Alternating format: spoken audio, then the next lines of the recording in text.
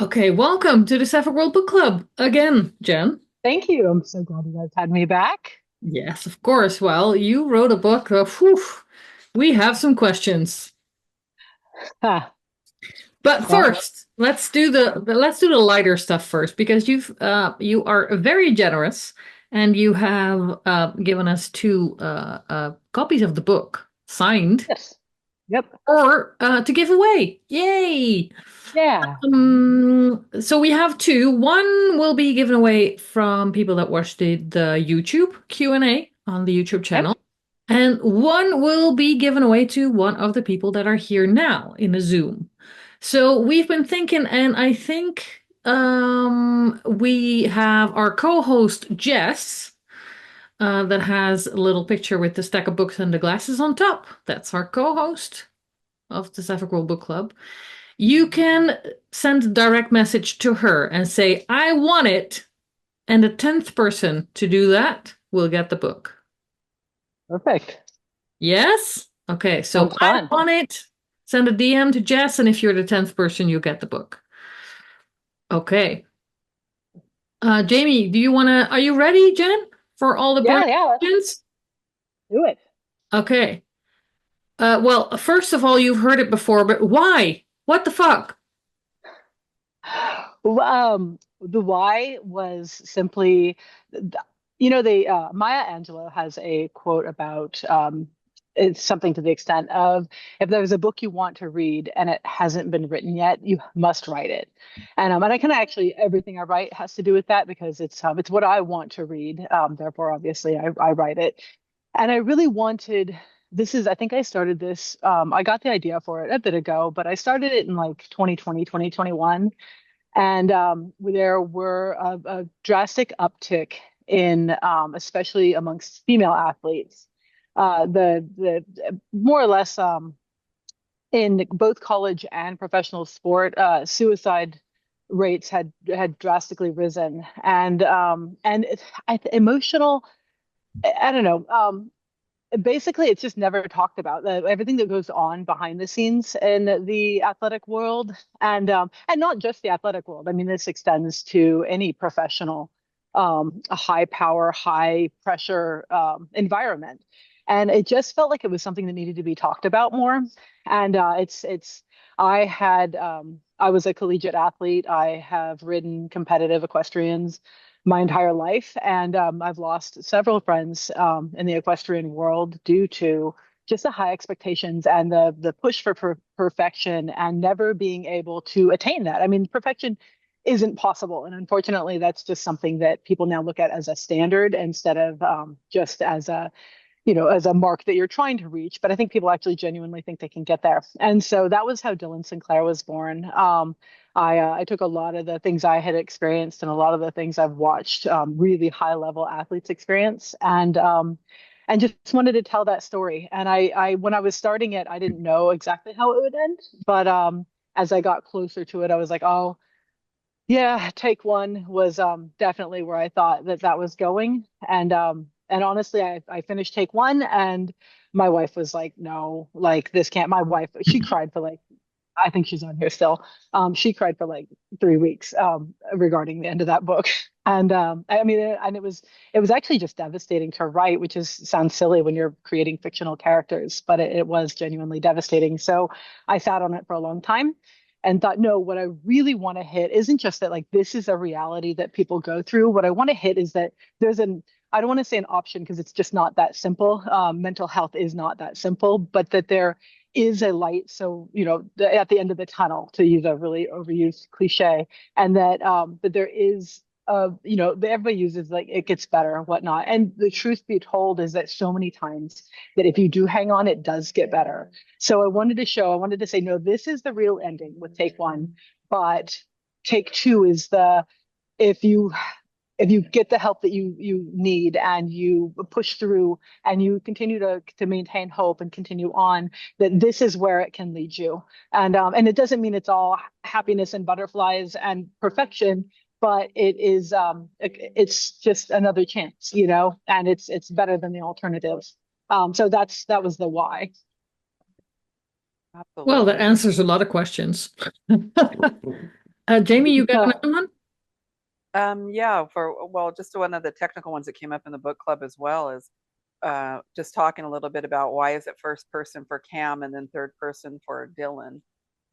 I hadn't seen that. I don't think I've seen that done before, or I can't remember if I have. But when I started it, and I didn't know what was going to happen with Dylan, but when I got going on it, I've actually not written much in first person, and it's not a comfortable POV for me.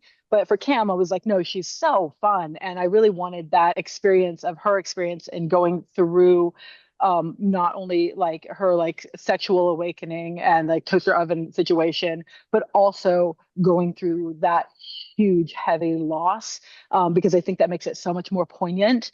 And so I wanted first person for her. And then with Dylan, I didn't want, even though with third person limited POV, you do still get their, you can get their thoughts and you can get their mindset, whatnot. But I didn't want us to be that close to her. The thing with the character of Dylan is that she is just removed. She's removed from everyone. She's removed from her sport. She's just always a step away from anything. I don't want to say authentic or real because I mean I believe she truly loves Cam, truly loves her sister, truly probably loves her mom, but it's still just I needed her just slightly removed from the situation, and I needed us to be able to in first person you can have an unreliable narrator, but that wasn't what I wanted here. I didn't want us to ever get that close to her, so I chose the third person for her, which I think was perfect for that distancing. And it's like it's probably the choice I was happiest making in that book. Yeah, yeah. There's a lot of agreement with that in the chat. We were talking about that being able to how much more intense it would have been had it been first person for Dylan and how much darker Agree. and more difficult. And exactly, and more darker for sure. And also, I don't know on the intensity. I'm curious if it would have actually made it more intense or less, because when you have somebody's literal thoughts that you're like, oh, well, I just see where this is leading, and I know exactly where it's going, whatnot. And I think sometimes that can lessen the effect. And I don't know which way it would have gone. It could have gone both ways. But I actually felt like almost like with that little bit of a veneer across there was made it more dramatic for me. Mhm. I have a question in the chat, Catherine. Yeah, go. Um, from Maria, correct choice that Cam did not go to Leeds? Question mark. I understand why she didn't go, but I know how I know many have a different opinion. Jen's I've reasoning seen on this would be interesting. Yeah. Yeah, I've seen that question a lot, and it's funny. It's not something I'd initially really thought about as far as like the why. The why in the book, the why was simply that and I this comes from my own perspective of performing or whatnot. I don't like my family to come when I used to ride at a high level. If you could just not be there, I know I have your support already. It really made me feel better to just only focus on myself, and that this is me. I don't have to worry about my family, my friends. I know they support me, and they can support me from the TV. They can literally just watch my classes and not be at the gate because it makes me actually more anxious to have them there. So for that, I think I utilized Dylan's. She mentions throughout the book that the only people that come to watch her are basically are Sam and Sarin, because they just simply don't take no for an answer. Like my wife, she simply shows up whether I want her there or not. My best friend Shawnee is there whether I want her there or not. So I think that that can happen. But on the other hand, you could, I mean, if I told my wife, hey, Donna, I really don't want you to come, it makes me uncomfortable, she wouldn't come. So for Cam, I feel like Dylan was clear, like, I don't want you here. I just need to focus on this race. And we know due to the end of the book that no, it's not. I don't think that Dylan went into that race planning that, but I think that her mental stability was so off kilter already that that she simply didn't want Cam there at all, and probably made that quite clear. Now, is it the right choice for Cam? Probably not. I think that one of my in writing the character of Cam, what I wanted to show quite a bit is that sometimes you have to like push through people's barriers, and simply, even if they're saying no, no, I'm good, no, I'm fine, when you know somebody's not fine and you have all those red flags, sometimes you have to just say, okay, look, I'm going to come and I'm going to support you and I'm going to be there and we're going to talk about this. And that's, yes, is that what Cam should have done? Absolutely. Because sometimes that's what it takes. Instead of, I'm going to give you your space. I'm going to, follow your wishes. I just don't want to step too far, step, across the line too much or push too hard. And that's another thing I wanted to get clear in the book. And that's like when Cam talks about going to therapy and all that. A lot of times, those are the things that you don't know how hard to push. And sometimes I think that the better option is simply is risking it and saying, well, we're going to talk about this anyhow. So I think that, yes, Maria, I think that Cam should have gone. No, probably wasn't the right choice, but I think she was trying to respect her wishes. And speaking of Cam, Cindy has a comment. I found Cam a really wonderful and memorable character. Can you talk more about the decisions you made in creating Cam? I had so much. I've never written anybody I enjoyed more than Cam, to be really honest. She's so funny and fun.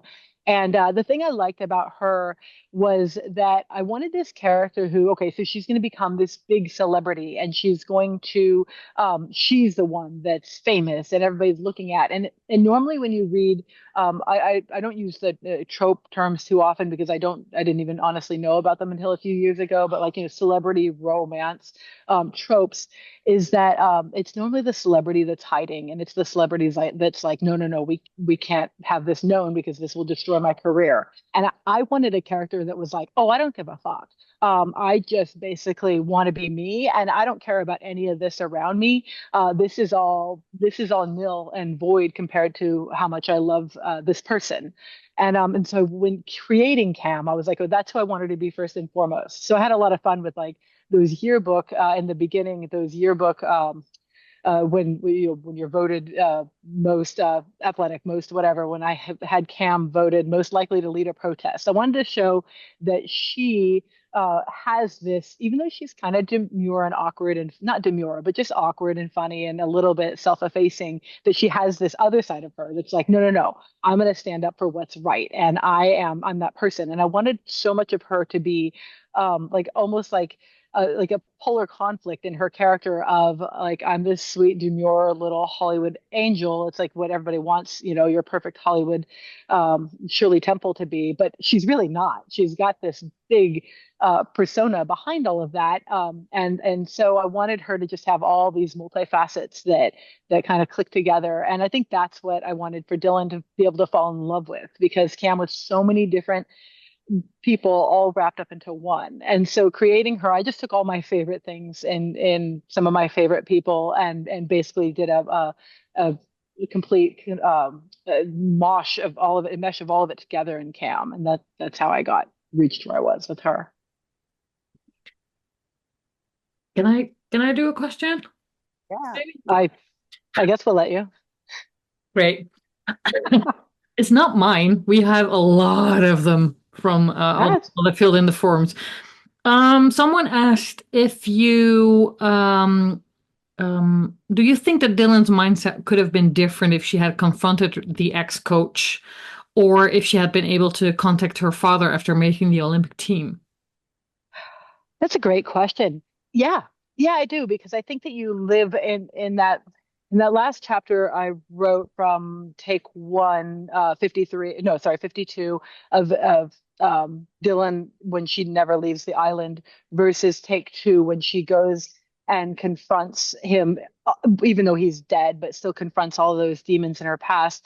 If that had happened 10 years ago, whatnot, confronted Henrique, had confronted any of those like kind of demons sitting weighing on her shoulders, I I guess that, like, I don't know if that would make all the difference. Would that change her life? Would that, but I would like to say yes. I'd like to say that if like therapy is literally a wonderful, wonderful thing to go to. And even for people who feel like, oh, all my emotions are in check, but especially if they're not, like just simply being able to talk to somebody and say, hey, like all these things are weighing me down, and learning how to let them go.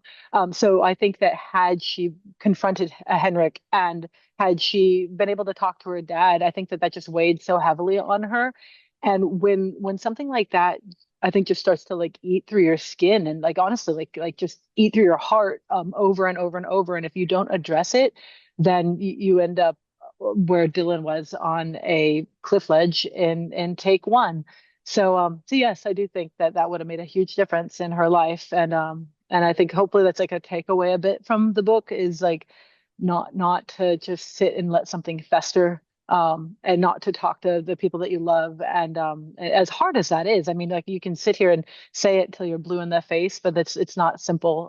And I know all this. I'm speaking simply from my own personal experience, not trying to say how anybody else ever feels, but my own personal experiences. It's hard to admit something's even, I don't, this is not the correct phrase, but wrong with you. You feel like, oh, something's wrong with me because I feel like this. And it's hard to admit that and then let alone get the help that would say, hey, it's not wrong with you. We're all just human. This is who we are. We all have things that weigh on us. But So yeah. that is maybe different for like top athletes. Like, okay, they are constantly in some kind of a winning. You're the best. You have to win. You cannot show weakness. Right, right. And that agreed. I think that when you have, I mean, if you've ever talked to some of like the top athletes in any sport, they're a different breed. You don't find somebody who is sitting absolutely in like a kill all position all the time that has to win, has to win, has to win. I mean, I follow a ton of different sports and athletes, but I think like for soccer, for example, you're not going to. I'll use Jess Fishlock as somebody I like to use a lot as an analogy. She's a Welsh footballer, and if you ever watch her interviews, like it's never about like, oh, I think we did really well. It's like, no, we could have done better. We could have done this better, this better, and this better. And that doesn't matter if they won 6-0 or lost. Like it is always that push. So I do think that that is just ingrained in them. And I don't know that you can ever change that in somebody's personality. And you were an avid triathlon athlete yourself. Yeah, I was. How much of your own experiences in what Dylan feels for that sport? A lot of it, obviously. I loved competing. Actually like in 2019, I started to have really bad knee issues, which kind of slowly ended my triathlon career. And it was, I think some of my frustration obviously went into that book of like where Dylan has the knee that's bothering her and then it like has that wreck and whatnot. And I in 2020 I got news from like 6 different surgeons. We went all over the world trying to find different and somebody to tell us something different for my knees. And basically like I just had to accept that the answer was not what I wanted. And so I put a lot of that frustration into that character. And so therefore my love for triathlon, the same thing is like where you love it, and it goes for any sport where you love it and hate it at the same time. It's definitely not a love relationship all the time because it is stressful. And I love one of the things I loved about using Dylan's character is like in any endurance sport for anybody who's ever done an endurance in anything, it's honestly not necessarily anything more than everybody can be as fit as everybody else, but it's your mindset and it's your capacity for pain that wins those races. And that's what I wanted to get across in the triathlete. I didn't use I chose to use the Olympic distance because that's what the professional distance is in triathlon. But there's also obviously what most people are familiar with are Ironmen. And in fact, like right behind me here is actually where a couple famous Ironman and Olympic distance triathlons kick off. And the distance of those is so far and so hard and so grueling that literally if you don't have a massive pain capacity, it's being your willingness to hurt and continue going that actually makes that difference. So that's the love of that I really actually enjoy about the sport that I try to put into Dylan's love of it as well. I'm a little competitive, I have to admit. Tiny bit, maybe. Yeah, I mean, I'll race my GPS home. If my GPS says 11 minutes, I'll get home at 9 because, I have like a little side question because I'm Dutch, as you know. Oh, I mean, are you kidding me? No, but I no. mean, why did you choose the character like the writer that, well, kind of like makes her fall to be Dutch, and then the horse rider that's like a douchebag is also Dutch. I mean, I'm affronted. When Why? I wrote, okay, I actually forgot that I made the second one Dutch, but the first one when I wrote it, I'm like, oh, Kaz is gonna not like this. And I literally remember writing that thinking, I think I actually maybe, okay, so whenever you have to write an offensive character, I'm always like, okay, who can I Who? offend that we can still be friends, you know? So I'm like, okay, Aw, I've got a lot of German friends and they are going to deal with Henrik because he's an asshole and they're just going to be like, okay, fuck you, Jen, but whatever, like we'll deal with you. We know that you still love us Germans. And then I thought, I don't actually have many Dutch friends. And you know how I feel about some of your Dutch footballers. mhm. So, yeah. I showed you that tattoo. But anyways, so I just actually do remember thinking, yeah, Kaz isn't gonna like this. But hey, it means that you guys were there, pushing hard, working hard, doing the things you Dutch do. So yeah. Actually, and True. there's a lot of very famous Dutch triathletes, which is really cool. It's a very, very a big sport for you guys, and they're incredible. So I figured Okay. if they're going to screw up any Welsh athletes' business, it's going to be the Dutch. I forgive you. So about the Welsh, because you love British Welsh characters. What's up with that? Um, I get to ask that all the time, and it's almost I always people are like, "Oh, you must have Welsh ties, or you must have English ties, or Scottish ties," and obviously I don't. Actually, I think that my great grandparents are from Scotland, but whatever. Um, I don't. I simply my wife and I travel a lot. We have been all over the entire world, literally, and I fell in love with Wales like so hard the first time we went and just never the not only I loved it from like a lot of like the historical references throughout like the medieval Europe and that, but actually going there, enjoying it, seeing it. I just fell in love with the culture. I've ended up making a ton of Welsh friends, which I'm super grateful for. They're wonderful friends, and so therefore, just it's also this like most people they think of the UK. Literally, they're mostly just thinking of England, and then occasionally Scotland, and Ireland as well. But Wales is so it's not represented enough in what Americans think of as the UK. So I love including characters who maybe just come from a different background than what most people have in their mind for when they think of anything in Britain in general. So, Macon says Snowdonia, am I right? Snowdonia, yes. What about it? I have no clue. That's what she Oh, says. I mean, Snowdonia is gorgeous. We've been there. They actually have I believe that is where they have a ruck march that my brother is dying to do, and I've been talking to him about doing it. You go through the mountains there aren't they don't feel super huge to me simply because we have some pretty colossal mountains from where I'm from. But they're absolutely stunning and gorgeous, and I'm dying to go backpacking through there. I want to take like a 2 week backpacking tour, but if my brother can talk me into it, we want to go rucksacking through Snowdonia. So that'd be really fun. Nice. I'm mindful of the time. Do you have a few more? Oh, I have plenty of time. This is you whatever you want to ask, go for it. Oh, okay. Just I have I plenty. hope you're not cold over there, but okay. No, we're good. I have all the time in the world, so whatever you guys want. Jamie, do you have any more questions? Yeah, we have a ton of questions that came out of the.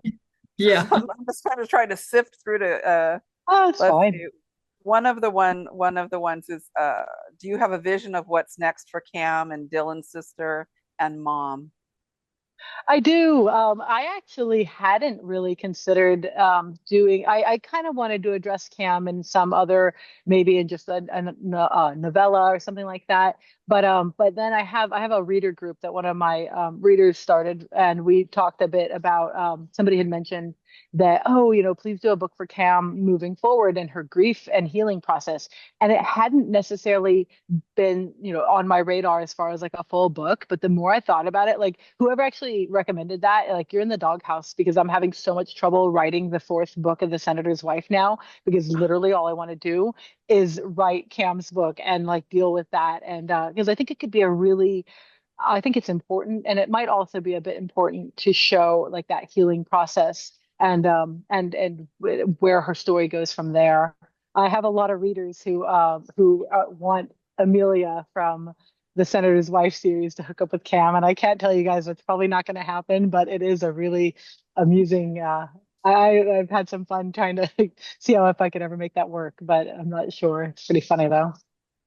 I saw your question in that in one of the groups about who knows where sync was mentioned in the Senator's Yes, Wife. So I was like, oh my God, I didn't even catch that. And then as soon as the person no, answered, I was like, oh, holy crap, that's yeah, right. I I totally had. missed that Easter egg. That was awesome.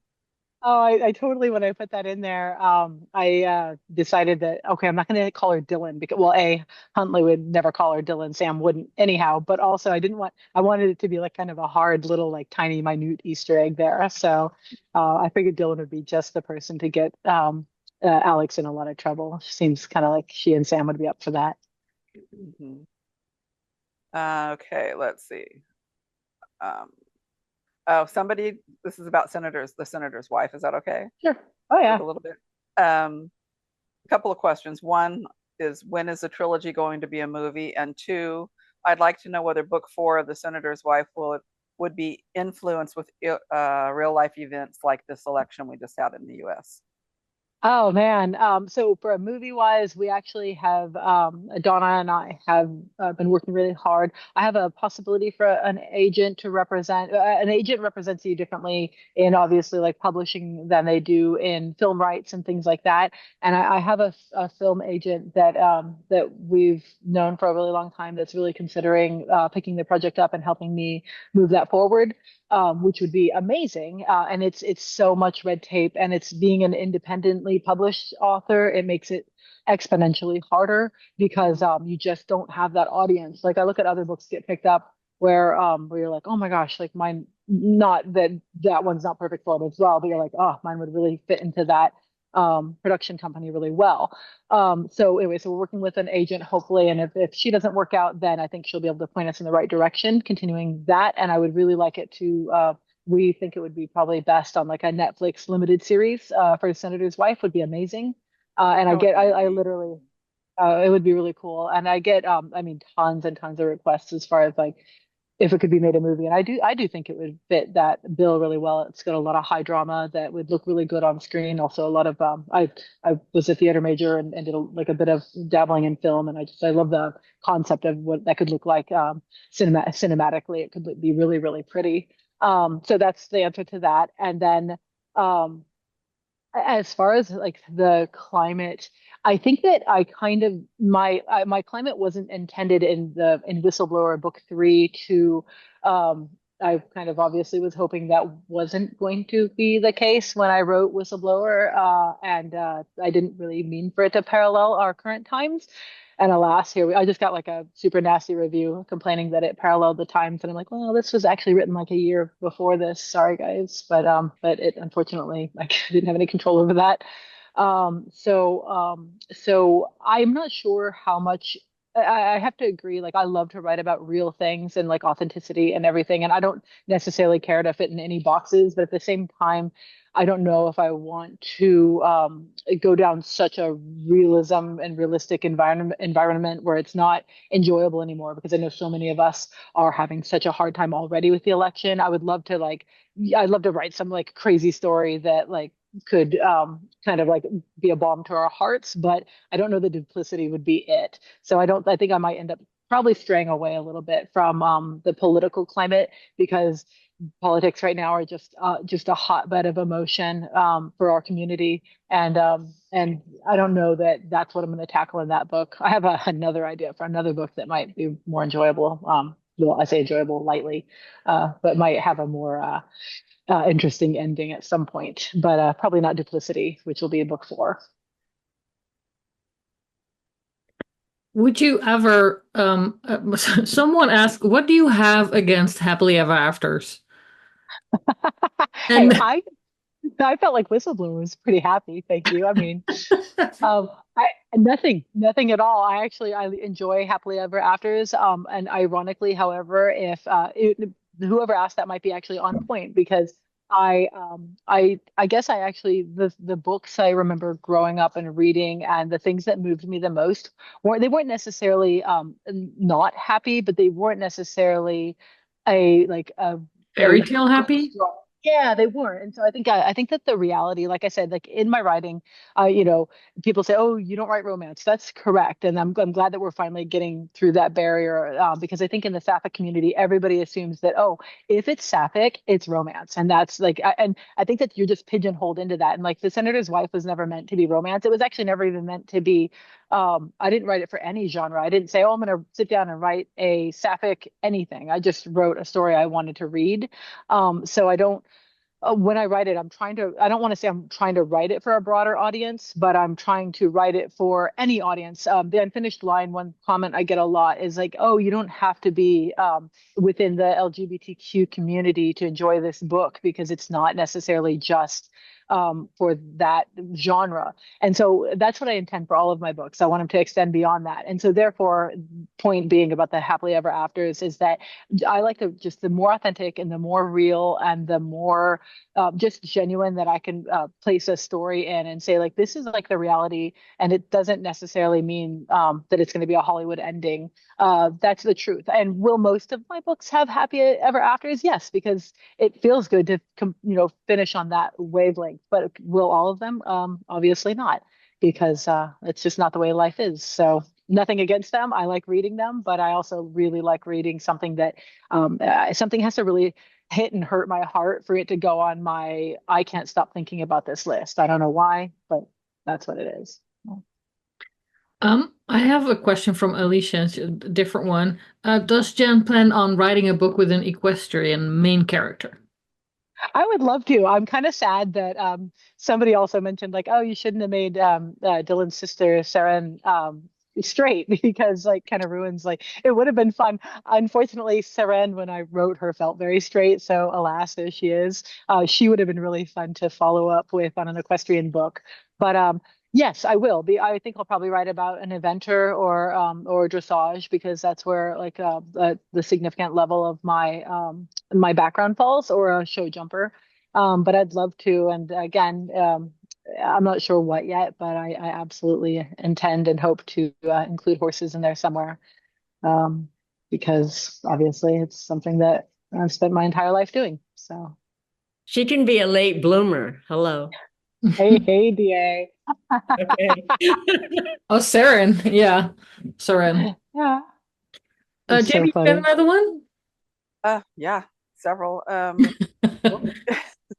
So your writing is so unique and void of typical tropes, leaving the reader hanging on your every word, unsure of where the story will go. How do you do this?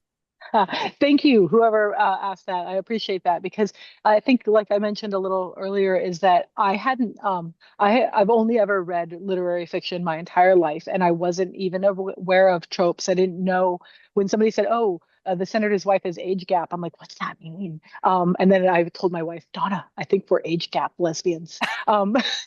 I didn't know it was a thing. I didn't know there were ice queens. When somebody said ice queens, I'm like, I probably sound really daft saying that, and I mean, a little sheltered, but and I'm not. I read a ton. I just hadn't read much in this genre, so I guess that the way I stay out of your like your tropes is that I simply didn't know about them, so I just wrote all these things that fit a story instead of I know it's very popular in romance to be like, okay, and there 100% nothing wrong with this, but like I know a lot of authors are like, my next book is going to be an age gap ice queen, sports romance. And that's literally what they're going to do. And that's perfect because that gives them the outline for what they're going to portray and they know who their characters are going to be. And bless their hearts, that's how I think a lot of authors are able to get so much more written than I can. Because I'm like, I start writing and I just get a character in mind and just run off with it. I don't even know what my plot's going to be.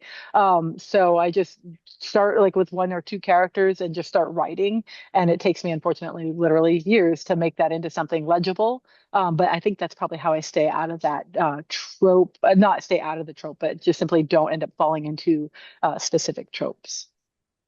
Macon says, Jen is so good at bittersweet. Her books make you ache in the best possible way. It's hope as the point, not happiness, which is really sets her apart. What is your process for ensuring the plot and character develop in tandem? You're so good at it. I don't know how I'm literally so fortunate that this ever ends up coming into anything that you can actually make any sense out of because, like I said, like I'm the pantser to the max. Like I have absolutely no plan. When I try to outline anything, even in my head, it just goes, I mean, terribly wrong within like about 3 pages.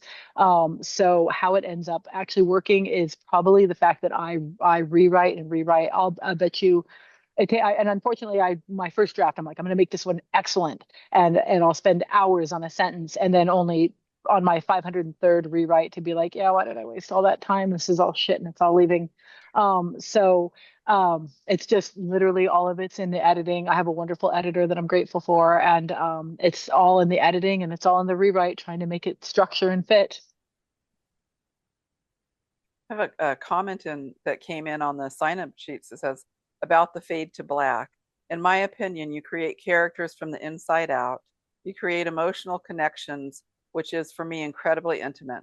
And because of this, the physical intimacy in your work can fade to black in the most satisfying and perfect way.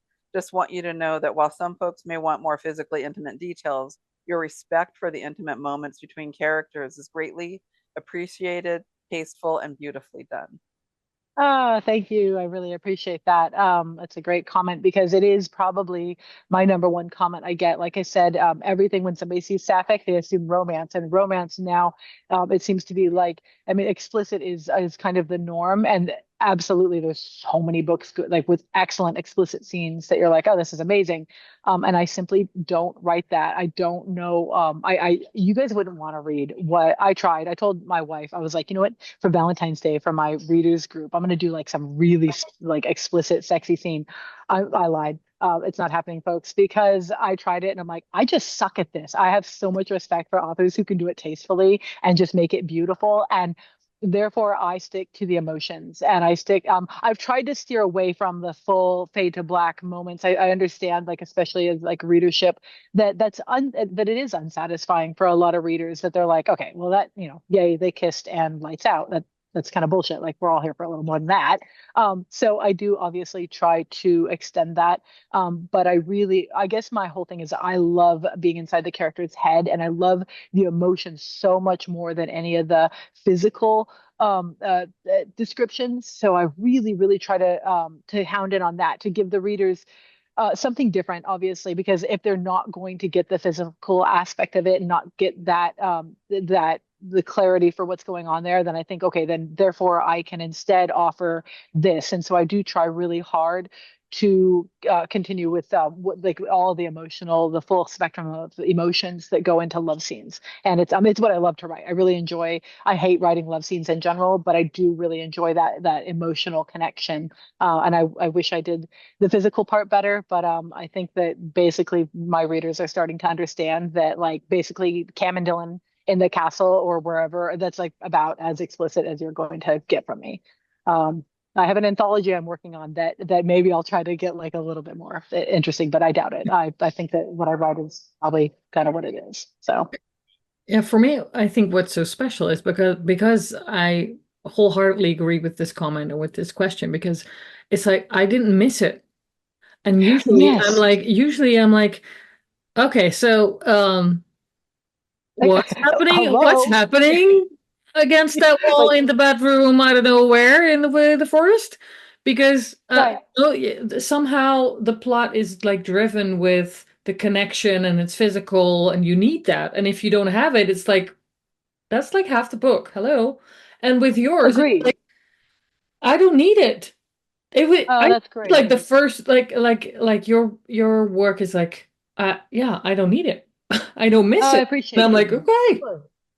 It Good. Then does, it that's wouldn't mission really flow accomplished. with the story. Yeah. Yeah. It would It not. feels And much that more was, intimate the way that you've written it. Right. yeah, I don't think I literally, that's what I told Donna. As I said, not only is it like, not only can I not figure out how to fit that in here, it doesn't suit the characters that I write. Like, Mhm. I can't imagine, like Catherine Cleveland, for example, it just doesn't suit her character. Not that, like, are she and Alex having wild, excellent, fabulous sex in a museum bathroom? God, I hope so. But probably like, I mean, the reality is it's never, I could never write that for her because to me, that's just simply not who she is. So I just would much rather like take the intimate act of the emotions and place it the emphasis there instead. Like my Donna's always like, like Taylor Jenkins Reid in the Seven Husbands of Evelyn Hugo, for example, she had like you want to talk about fade to black. There's literally no sex in that book, but she does do a great job of showing us the love that Evelyn has, and so it's I think it's like kind of just a really tastefully done emotional bit that kind of shows the intimacy instead of anything more explicit. Yeah, agreed, agreed. I do have, sorry. Okay, I'm just trying to catch up on what's happening in the text thing. Sorry. Yeah, good. I did want to, somebody did say, please, please, with major exclamation points, ask her about her horses. They're gorgeous. So I didn't want to not throw that in there for whoever asked that Yeah. question. We used to do all wild Mustangs. I worked for the government training wild horses, and I have had like close to like 450 Mustangs come through our ranch over the last 10 years. I used to get them saddle started, send them off, find them new homes, and the horses were amazing. The people who adopt them are not always amazing, and so I finally kind of pewtered out of that. I started years before that. I started in hunter jumpers and did all that, and now I kind of we did cutting horses with cattle but now I've kind of filtered back into my English roots with dressage and eventing and show jumping, and taking a step even more laid back to that is I have gypsy vanners that those are the horses with for the folks who don't know they have like the tons and tons of feather on their legs, the big hairy legs, and the manes and tails that drape on the ground and are just gorgeous. It's like your fairy tale horses. And then I also have the draft horses, which are like everybody knows what the Budweiser Clydesdales look like. I have 5 or 6 Clydes. And then I have 2 Shires, which are big, black, tall, beautiful girls with their white legs. And I have a Percheron and a Belgian, and they're massive. They're truly huge, huge girls. And so they're just super laid back and very chill and not like I also have off the track thoroughbreds, which I use for the dressage and show jumping. And they're like you can have horses that are more different in personality and traits. So those are my horses. Awesome. That's a lot. Yeah, I was trying to actually think how many. I was trying to count how many I have, and I don't normally do that because they cost me a lot of money. So we try to just avoid those conversations. And my Just a wife, I think, few. she's listening, so I got to be careful with the numbers. Yeah, Just a few. yeah, Um, 1 or 2. okay, we have to start picking this up. Let's say you say you need like years to finish a story. We saw on social media a picture of, well, practically this view that you're standing in front of, a laptop, a blank page that said chapter 3. So what's True. next? What can we Okay, so the chapter 3 you guys saw yesterday was for an anthology that I decided to write because, like I said, I was working on duplicity and I still am working on duplicity, but for the Senator's Wife book 4. And I do actually, I know I said I'll take years, but in this case, I genuinely hope to have that one out by summer of 25 because I want to get it done. I want to have that wrapped up. I had already wrapped it up, but I did have a lot of requests for anything further. So I came up with a fun idea that basically I'm just going to amuse myself and hope people like to read it. And if they don't, then sorry guys, but I have to make it entertaining for myself. So it won't just be all happy like lollipops and Catherine and Alex just like sailing on the bay adventures. I came up with a thought I wanted to do, and I'm like, oh, that sounds fun. I've never tried that kind of book, so I'll do that.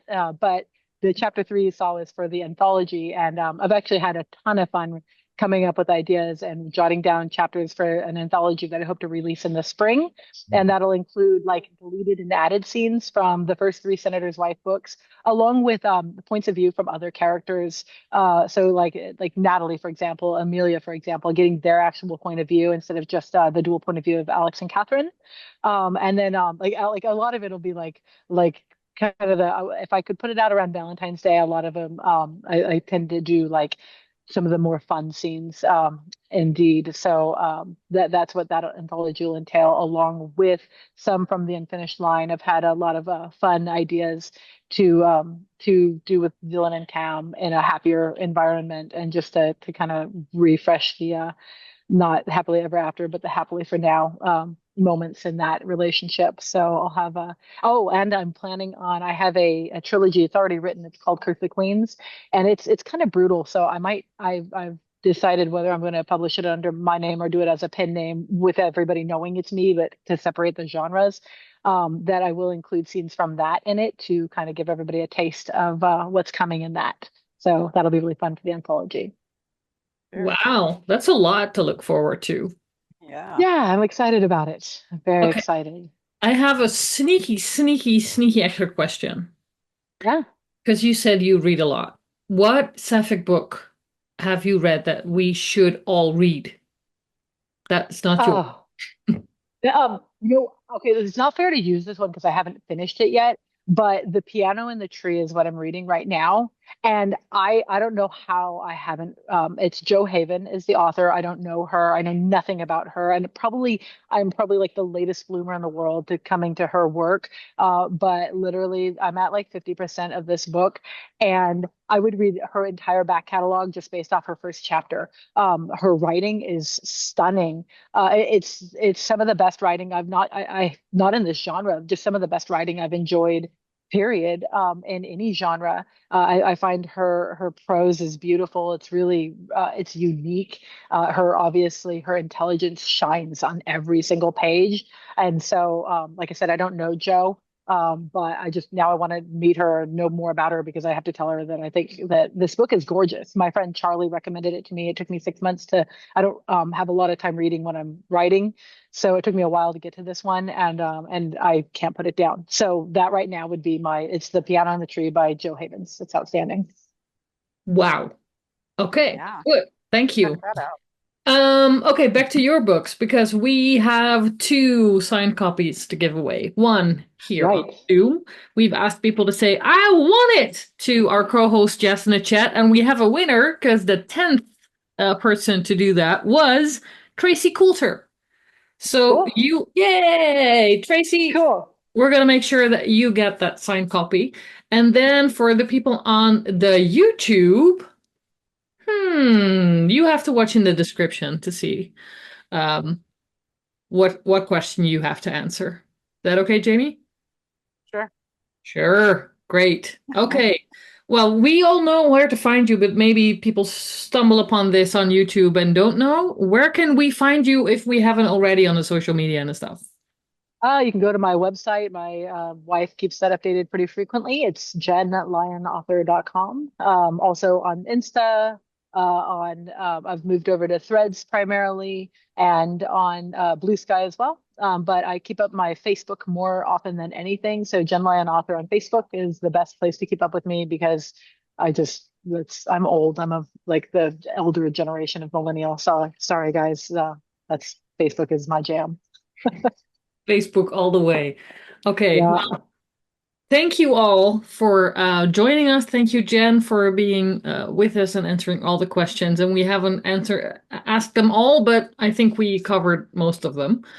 I have for the people who didn't get their question answered, one of my readers created a reader group that you can find on Facebook, and it went out in my newsletter. And I am more than happy to answer questions, especially about this book, because I've had a lot of people reach out to me with very personal questions or personal stories. And I try to respond to all of them. And if it takes me a little while, but if anybody wants to go over to that reader group, we also have a support. It sounds silly, but like literally we have a support group for this book that has a lot of members to it. And that's called Reading Between the Lines, the Unfinished Line support group, I think is what it is on Facebook. So Yeah. anybody can go there. And it's actually had the group started as like, no, I like as like just something to put out there for people who were really needing to talk about it. But genuinely, like there's been like a lot of really beautiful discussion in that group. And so it's a wonderful place. It's Jamie, the Reading Between the Lines, I think something like that. Yeah. Between the Yeah. lines, and you made it private so that people, I think, feel really safe. There's been some Yeah, beautiful and sharing in there. There really has. And so anybody who wants, I'll answer questions there too. I'm more than happy to chat with anybody who needs to chat or to vent or whatnot. So I'm more than happy to hit up people there as well. That's awesome. Thank you very much. And this was the last book club meeting for 2024. We've had a I'm lot of honored. ones. I think we went out with a bang with this one. And we have one planned for 2025 already, and that will be on January. And now I'm like 20. 25th of January. Oh, Thank thank you, you. I'm Jazz. like a tiny Thank British Canada. you. 25th of January, Mary Weihnachten from EJ Noyes and Abby Craden. So that's going to be fun. I wish you very happy holidays. Thank you for joining us, and see you next year.